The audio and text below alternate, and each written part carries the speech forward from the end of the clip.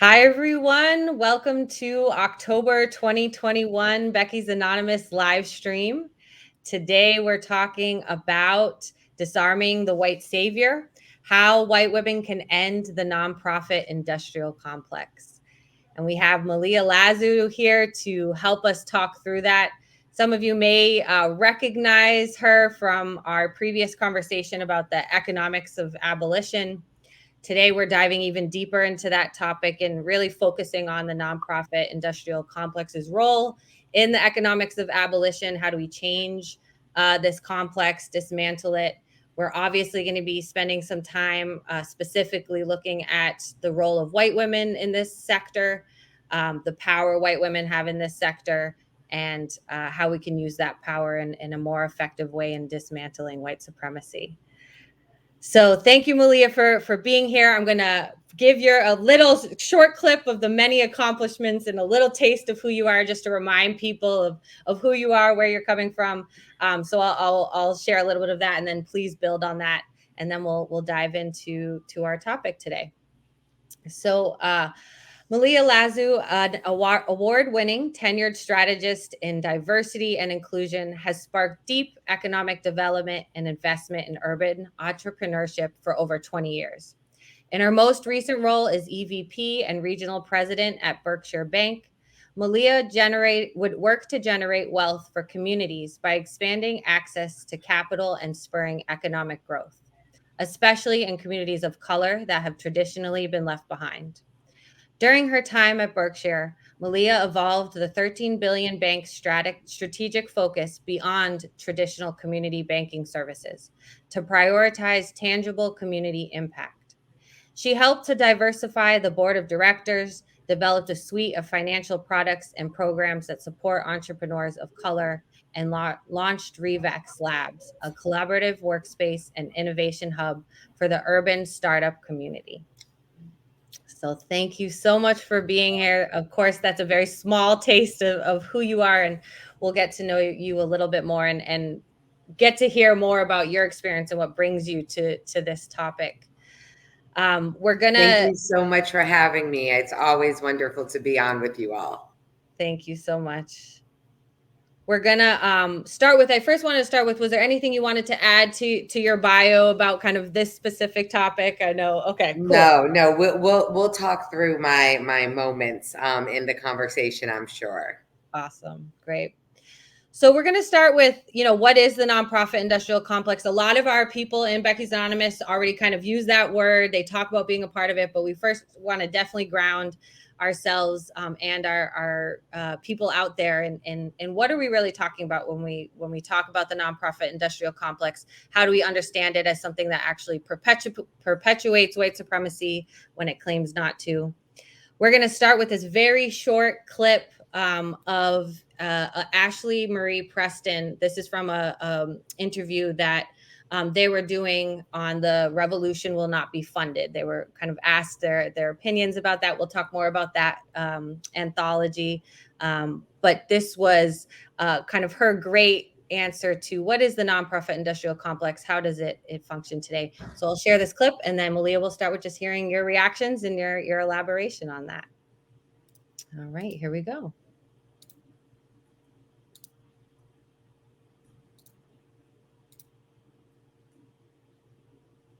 So the nonprofit industrial complex's actual purpose is to add legitimacy to capitalism. So think about it like this. I carjack you, and then I come across you on the street and I offer to buy you an Uber and send you home. Even though I'm the one who carjacked you, I'm going to get you an Uber so that you can definitely know that there's still goodwill that exists in the world. Meanwhile, I'm the one who actually committed the offense. So the nonprofit industrial complex, one of its purposes is to, again, add legitimacy and credibility to these systems that are directly responsible for disenfranchising historically marginalized communities. Right. So the nonprofit industrial complex is... Sorry. All right. So want to start there, want to hear your kind of elaboration on that, but just starting with kind of what do we really mean when we use that phrase? Well, I think when we use that phrase, what we're talking about is the industry, right, of nonprofits, of C3, of charity. And it has become an industry. And, I love that example of, the person carjacking you, then buying you an Uber home. Because it really does highlight the problem with charity, right?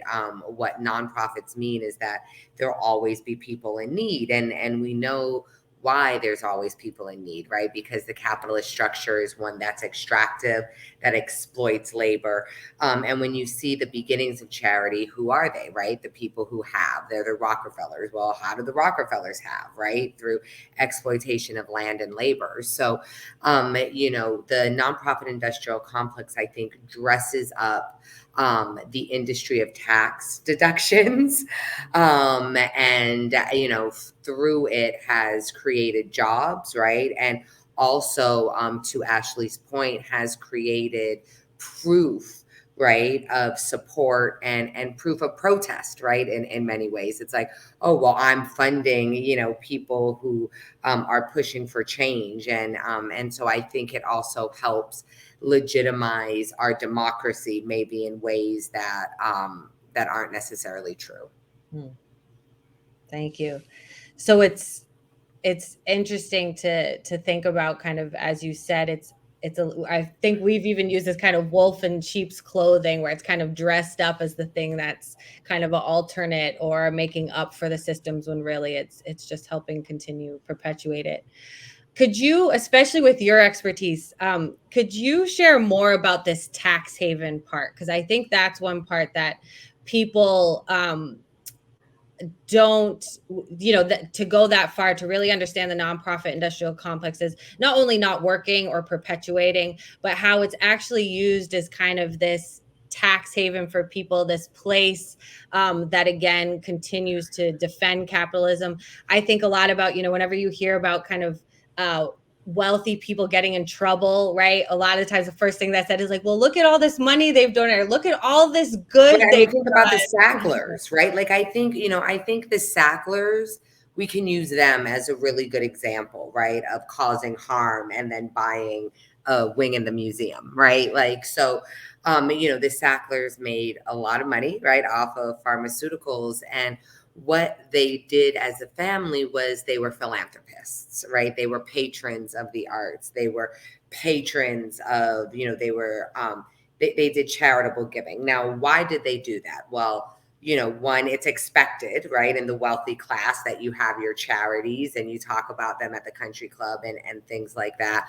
But it also is a great way to clean your reputation, right, and to be able to lean on that. So when you're looking at tax deductions, whether that's setting up a foundation, in order to put money in, and then you can hire family through that money, right, that sits there, and you only have to spend X amount, and it becomes a legacy project, to, the checks, right, like that are just written to, to different organizations. If you were to remove that tax incentive, I guarantee you, you could ask any developer at an organization, what kind of checks do you think you would get if you did not have a C3, if you did not have that charitable tax incentive?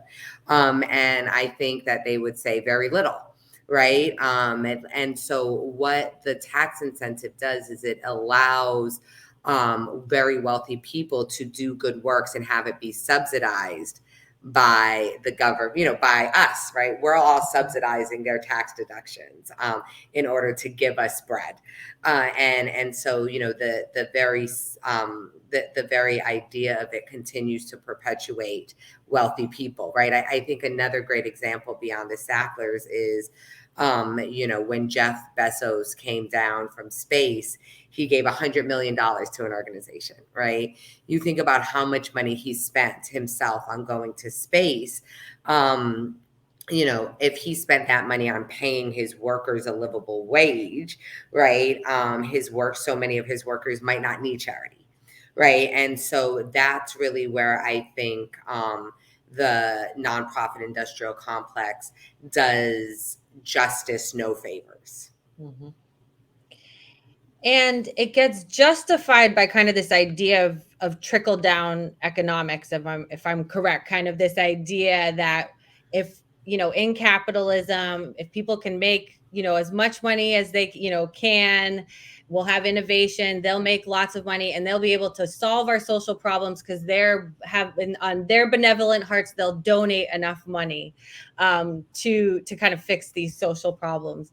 And I think it's, to your point, I think it's interesting, there's a study, I think, that shows that it's actually not wealthy people who donate the highest percentage of their money, to your point of kind of comparing, that sounds like a lot of money to us, but to Bezos, that's a very small, very tiny fraction of the amount. Exactly. And he's getting half of it back, right? Like he's able to take it off on his taxes. And I think that that's an important thing to remember, right? Is that this is a wealth management strategy, right? This is not a tool for liberation.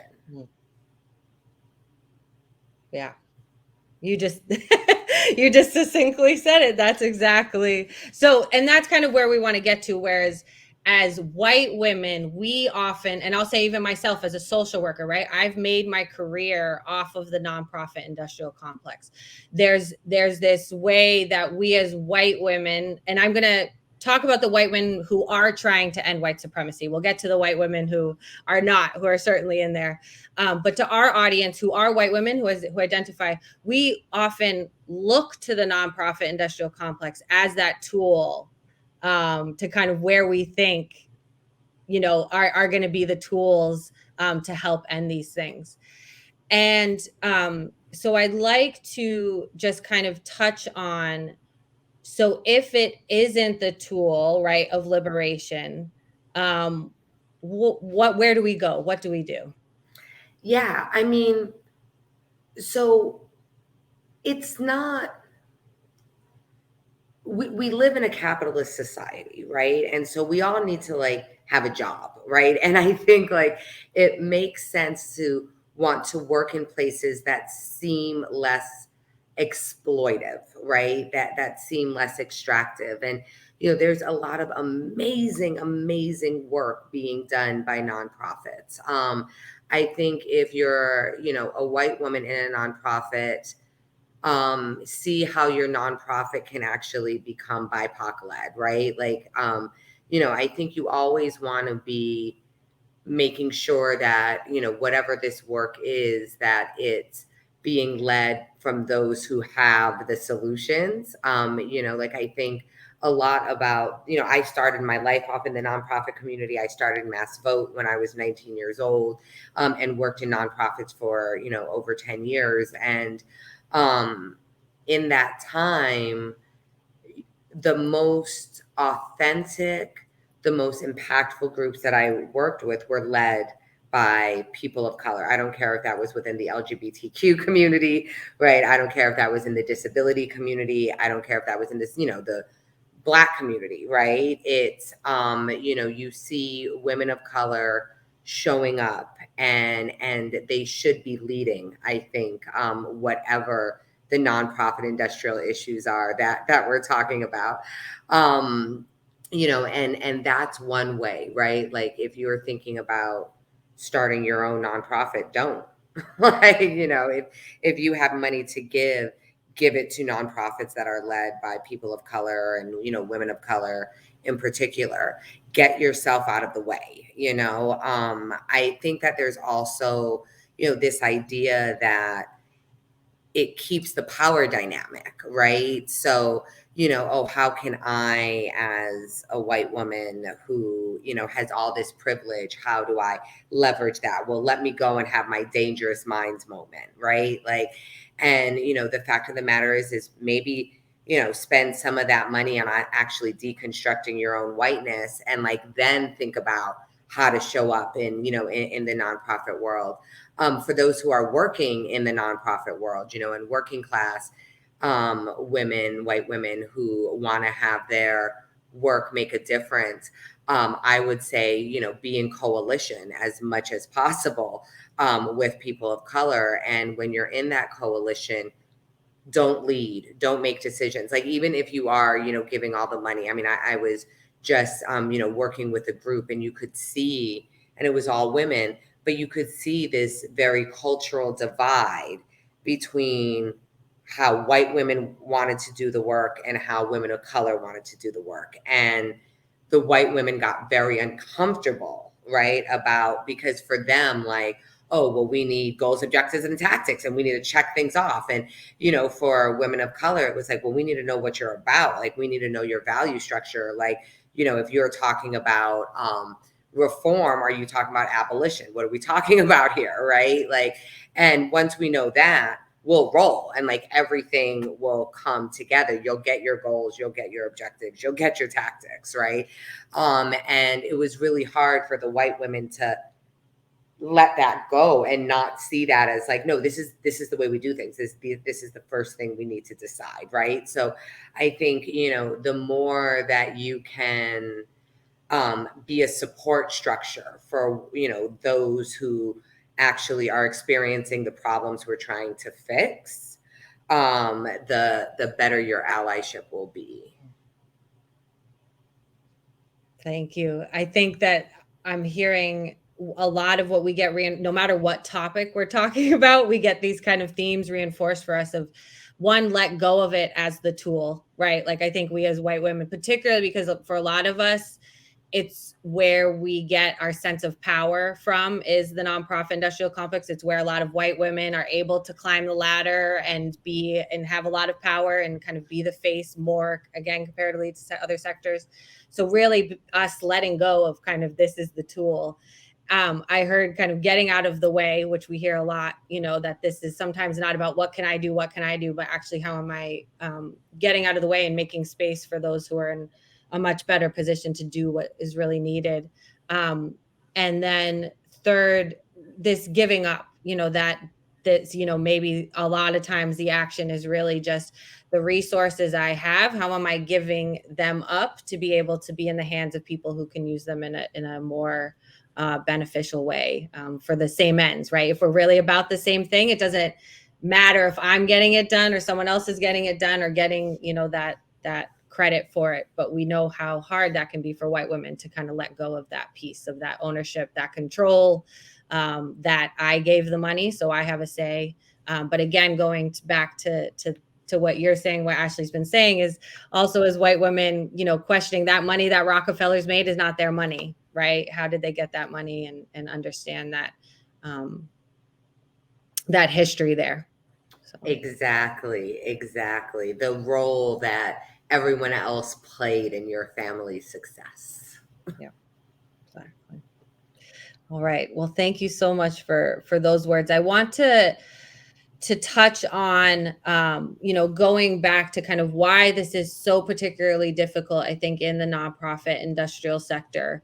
I really appreciate kind of that concrete example of those dynamics that you just experienced playing out, because I think that is the common experience in the more often than not, is kind of the conflict, is the divide. There's a lot that's been coming out, about the experience of women of color in the nonprofit industrial complex when they enter these organizations. Most often their experiences of more racism, of more oppression. And so I just wanted to now kind of touch on the nonprofit industrial complex's role kind of with those other structures of white supremacy. So when we think about kind of white women leading this sector, we know it's a tool that is perpetuating it. Again, getting at kind of that dichotomy, you're saying, like, we know we need jobs, we're in this position. If you could now kind of share, if we do take the nonprofit industrial complex in a different way, if we open more doors, for example, women of color taking on more of the leadership, how do we see that affecting the system overall? How do we see kind of those changes? Well, I think, the nonprofits could fund accountability in a way that it's really hard for any other space, right? So, I think about organizations like Color of Change, and, how they really work for systems change. And I think, what nonprofits can do is they can help actually lead to the real work, which is the systems change, right? So if the Amazon, as I was saying, really wants to help change Amazon's business model, right? That's actually how Amazon can help lift people from poverty, right? Same thing with Walmart, right? Same thing with all of these organizations, So I think being able to fund nonprofits in a way that help close the immediate gaps, right? Housing, right? Food, those basic needs. We're always going to need charity for that. But then really get into and support and fund the, BIPOC-led organizations that are about systems change, that are about eliminating your leadership, right? And I know it might feel weird, right? To be like, well, how radical am I comfortable getting, right? Like, because what we know is that we can't really decouple white supremacy from capitalism, at least not from American capitalism, right? But give me a few months to think about it and do some research, and I'll probably make the argument that capitalism itself cannot be decoupled from manifest destiny, right? And from the European Enlightenment experiment, but at least we know that we can't. So unless we're actually talking about starting something completely new, which I don't think, we're in a place to start talking about now.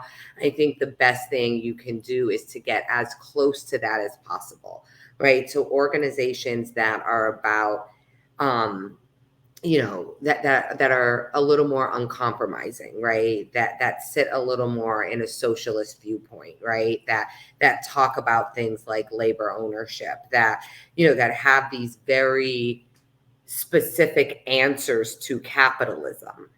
If we could, like, that's where I feel like, if we could really get our resources there, we'll then start seeing the deconstruction of white supremacy, right? So, like, yes, we need to feed the poor, and, we need to house them, and blah, blah, blah, blah, blah, right? Like, as someone who was a recipient of all of that, I'm very grateful it existed.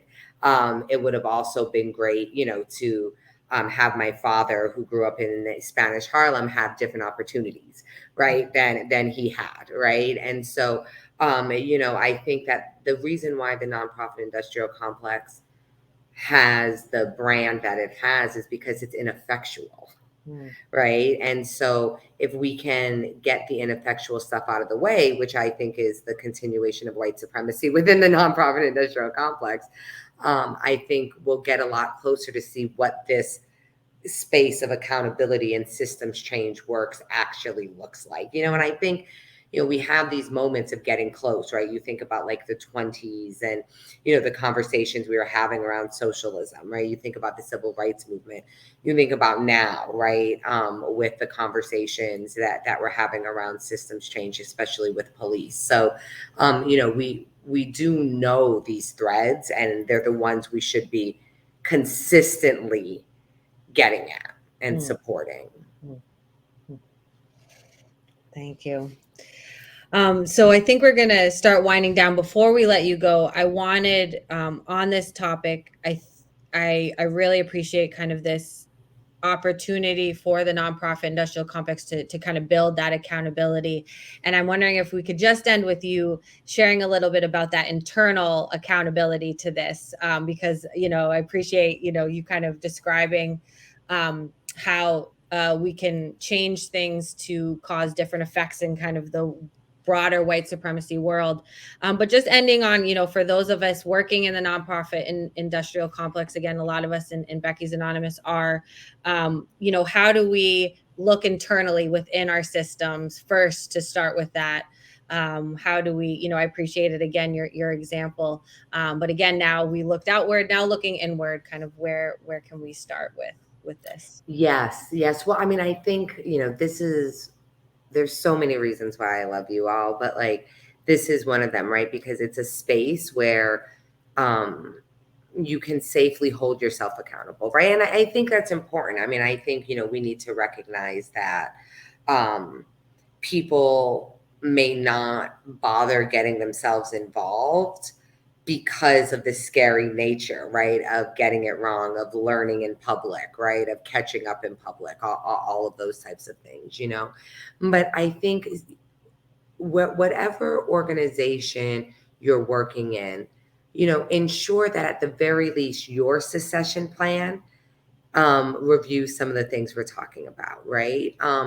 But also, you know, so that's one way to think about like getting to the future, right? And how to repair things, you know. But I think internally having these conversations around what does deconstructing systems really mean, right? And what does having this wealth and holding on to this wealth, right? What does it mean to be a tax haven for the wealthy, right? What do we do with that? Because I think, you know, at the end of the day, if that's how we think about it, we may actually take more risk, right? If we're, you know, if we understand that, like, you know, grandpa's sending us to the table with like as few of chips as possible, right? Like maybe we'll be more open in taking risks to find sustainable answers.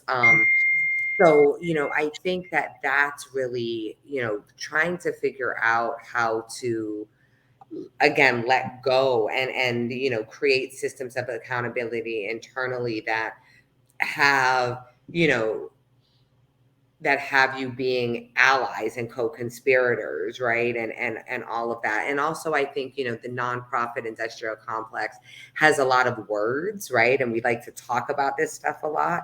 And so you can lean into that as well, right? Like it's very easy to be like, stop, like I think there's racial inequities happening, right? And for the most part, people will stop, right?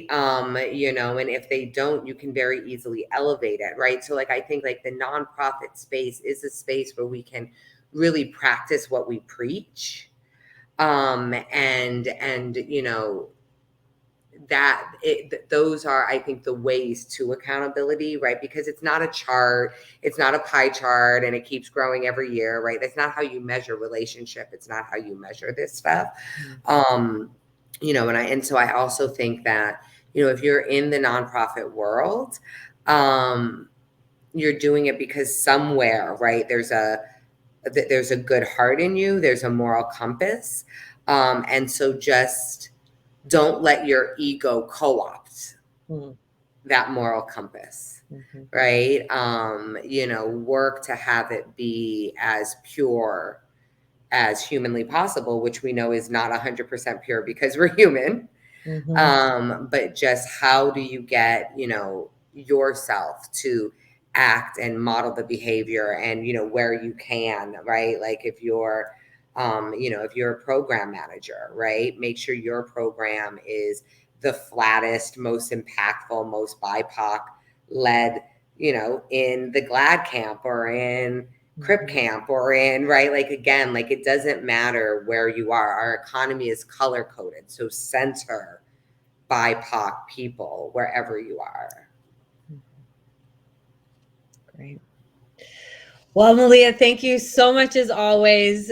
We have so much to digest. I wanted to thank you for shouting out kind of our culture of accountability, which is a great sort of segue into really shouting out. I love the little cheer. I love it. But you know, if we can just go down that rabbit hole for a quick second, because I think, you know, it is places like Becky's Anonymous that accountability happens. And I know that I have absolutely, you know, called upon some of your members in personal life, right? Like in a Facebook conversation to be like, I need a white person to jump in here. Like, I'm done with it. Like, I needed to, and I, you know, knew that would happen and it would happen safely and it would happen in a way that would get the job done. And so I think, you know, we really can't underestimate spaces like Becky's Anonymous. And I say that because the white women that I've worked with, yourself included, out of Becky's Anonymous, are actually doing the work, right? Are you know, so I think you all are just such a great example of what accountability looks like. It looks like this, you know, it looks like white women deciding to do something different. Well, we're very honored to have people like you to help us kind of figure out how do we do that in a good way, and how do we do that together. We have to do this together and bridge. But most importantly, to your point, it's about the work that we're kind of doing in between these moments. And so we certainly want to invite our audience. This Wednesday, we have our Growth Circle, where we'll take all this great stuff that you've shared with us, our quote from the opening, and as women kind of come together and dive deeper and take the words of wisdom you've given us and really dissect, okay, what does this really mean in action? What does it really mean to not just listen to the words that you're sharing with us, but actually take the actions and keep doing those over and over and over again. So I want to invite everyone to our Growth Circle on this Wednesday at noon and 7. And for other white women who maybe this is your first time hearing about Becky's Anonymous, and you're like, oh, it sounds like a good space for growth with these great words from Malia, you can always join our intro circle the first Wednesday of the month. So you're always welcome to join that, to be part of our growth circles. I just want to quickly plug, before we get your last thoughts, Malia, and before we close out, I just want to shout out to our group just some of the resources and actions that we're profiling this month. Every month we have kind of a series of actions that we're sharing with our people and that we're encouraging people to check out. We are going to include this in an email from the Growth Circle, but you can also always see it on our social media, our Patreon. First, we'll be sharing a nonprofit industrial complex primer, how it upholds inequity and flattens resistance. We're also going to share The Revolution Will Not Be Funded Beyond the Nonprofit Industrial Complex, which is a book by Insight, Women of Color Against Insight. We'll also share again, for people who maybe before didn't get it, check out the book Against White Feminism by Rafia Zakaria, that also talks about the nonprofit industrial complex a lot. We'll be using one of the quotes from that book in our Growth Circle this week. You've seen it also in our social media. Join a mutual aid network in your community. We have information on how to do that with the Mutual Aid Hub. And then just again, a reminder about our Growth Circle this Wednesday to build that accountability, which everyone's welcome to join if you've been to an intro circle. And if you have not been to an intro circle, you can catch that on November 3rd, also at noon and 7 Eastern time. So before we do our closeout, I just want to say again, thank you so much to you, Malia. Any last words or anything before we say goodbye? Just always, thank you so much. I know that we're about to go out with a wonderful song and an amazing, amazing artist who does it for the culture. And so it's always great to be here. And I look forward to coming again. One day I'm going to have to bring my white mom so you guys can talk to her. We would love that. We've got to get that on the books. Absolutely. Well, again, thank you so much. Yes, Malia, thank you. We're going to end our time together. We're going to share a video from Tracy Chapman. This is a live performance of Talking About a Revolution, touches on some of the themes, but more importantly, really just kind of encapsulates the spirit and the emotion that we're trying to lead with. So we're going to share this. Malia, thank you so much. Yes, you are always welcome back. Your mother is welcome back anytime. To all of you out there, thank you so much for joining us. We hope to see you next month. You can check this live stream out over and over again on our social media, YouTube, and Patreon. And without further ado, we're going to share this video and then we'll end. So thank you all.